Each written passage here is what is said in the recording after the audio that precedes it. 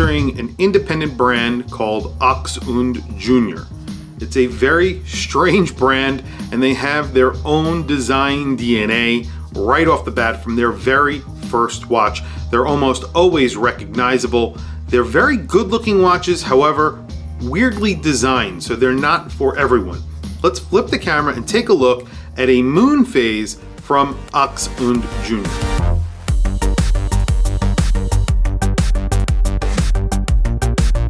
So today we have another independent watch brand to show you guys. This is Ochs und Junior. This is a brand that was created by Ludwig Ochslin, and he is a veteran of the watch industry. He's worked for brands like Ulysse Nardin, where he was very involved in a lot of their complicated watches. He also worked for the International Museum of Horology, where he created watches as well, some really amazing watches. And then he started this brand, Ochs und Junior. Ochs is his name, and then Junior is his son. And he makes some pretty interesting watches that are very sort of industrial in design. So you can see this is a grade 5 titanium case, and it is almost round. Even though there are lugs on this watch, it's 42 millimeters by 42 millimeters, and I'll do measurements later to show you guys. But it's a 42 millimeter watch that sort of wears like a 40 millimeter watch. It has a very simple design, but that doesn't mean it's not complicated at the same time. So you have an orange second hand, so that's a little bit of color, and then you have brass hands on here. Now these are all things that you can choose on their website because these are fully customizables, part of what they do. The dial itself is a piece of metal. It is not painted. It's just finished to have sort of a little bit of a patinaed look to it, and it will patina over time. It's sort of a sandwich dial. Underneath you have, of course, a moon phase. That's what this is. This is their moon phase. And then you have a date. Those are the series of dots that go around the actual dial. That sort of acts as a date. It also acts as a minute track. You have indices. Those are gold leaf. And then you have a logo there at the 12 o'clock. That is gold leaf as well. There is really no lume on here except for the moon, and that is loomed. I'm not sure how that is actually useful, but it is loomed, and that's really the only portion of this dial that is. The moon phase itself is incredibly accurate. I think it only uses 6 parts, so there's only 6 components that make up the moon phase, and it's accurate to like 128 days or something like that. I forget the idea behind it, but it's a very accurate moon phase.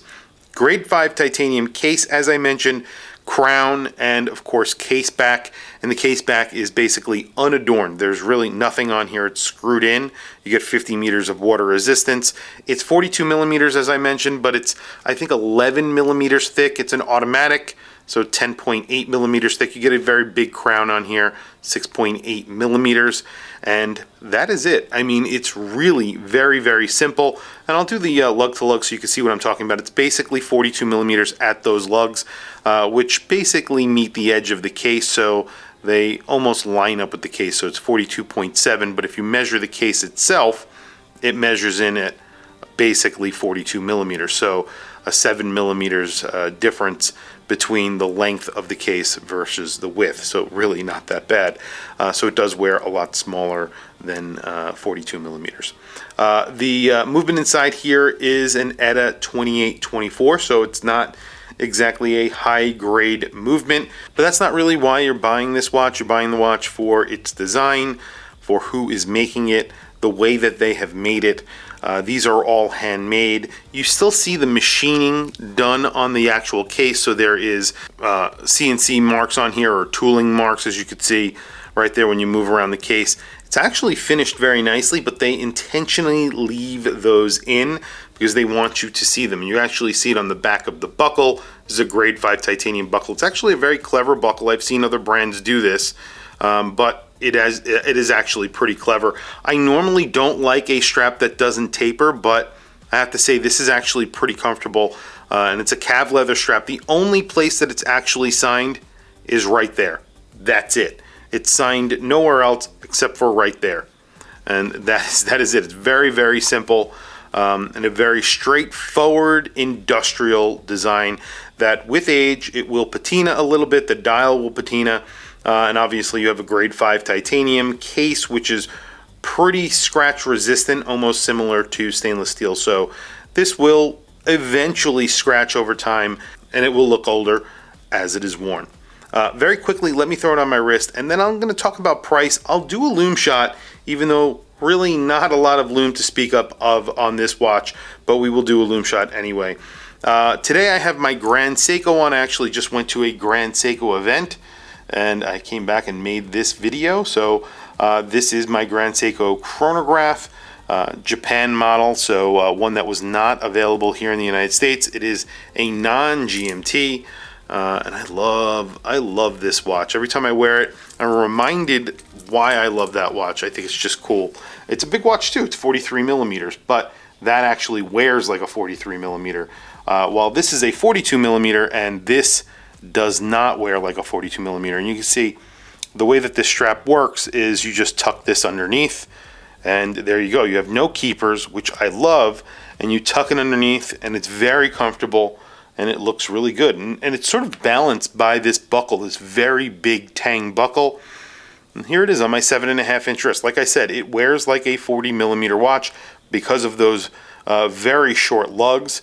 It's almost 42 millimeters by almost 43 millimeters. So it's basically a circular watch that wears like a circular watch with slight lugs. You have very, very tiny lugs. Really a good looking watch. Now the price on this is high. Cannot put that any other way. I think this starts at $8,800. And as you add on components like the gold leaf logo, I think that's like $400. If you want the gold leaf indices, that's $400. If you want to change the hands to a different material, if you want to put gold leaf on the hands, that's an extra $400. So that is kind of crazy for what they're charging versus what you're getting, because they are leaving some of those machine marks on the case, like I mentioned before. So it is pretty crazy. Now, I didn't pay that price for this watch, but it is a very good looking watch in my opinion. I really love the design. Would I pay $9,000 and change? It's like a $9,600 watch, somewhere in that range. Would I pay that for this watch? Probably not. I would not buy it new at that price. But like I said, it is a very sort of weird watch. It's a novelty. If you're into it, then you're into it. And I have to say, when I wear this watch, I get a lot of compliments from people on the design. It is a very cool watch, and it looks different from any other watch that you see on other people's wrists. And does it look like a almost $10,000 watch? No. It's kind of cool at the same time, I guess. I don't know. But tell me what you guys think down in the comments below. Very quickly, a very quick lume shot, because like I said, lume, really nothing to speak of. I believe it's just that moon that lights up, which doesn't make that much sense, but we'll take a look. Well, there you go. It's just the moon that is loomed. It's actually pretty liberally applied with lume, but that's it. I don't know if they make loomed hands or loomed indices. That would be nice.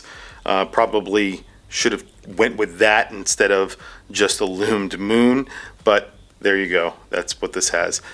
Like I said, I think it is very expensive for what you're getting.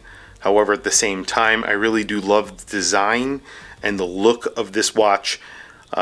Basically everything about the moon phase version of the Ochs und Junior I find attractive, except for maybe the movement. The movement isn't bad, it's just doesn't really match the price point.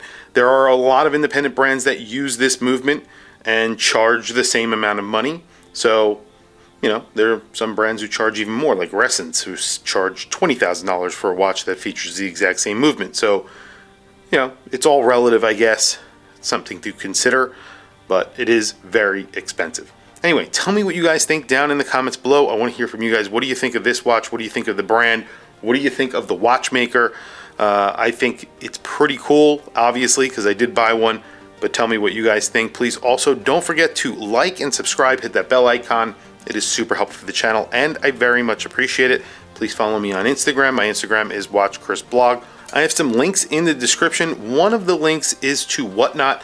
Whatnot is a place where I sell and buy watches frequently. I do lots of giveaways there, so definitely sign up with the link to Whatnot down below. You get $10 towards your first purchase on Whatnot, and there are tons of watch sellers on there, watch auctions happening all the time. Lots of cool vintage watches if you're interested in that, so definitely check out Whatnot, check out their app, and use the link down below. You get $10 towards your first purchase. Anyway, thank you for logging on. I'll catch you guys in the next video.